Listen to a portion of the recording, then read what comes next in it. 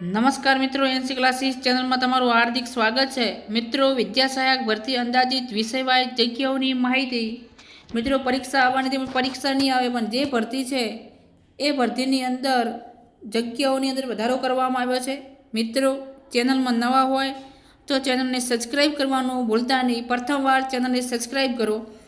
હવે મિત્રો, કચ્છમાં જે અહીંયા વાત કરી છે કે 1600ની ભરતીમાં બરાબર 500 જગ્યાઓ ભાષાની છે, ગણિતની જગ્યાઓ 400 છે, એસએસ માટેની જગ્યાઓ 700 છે, એ આજુબાજુ જગ્યાઓ આવશે એવું જણાય છે।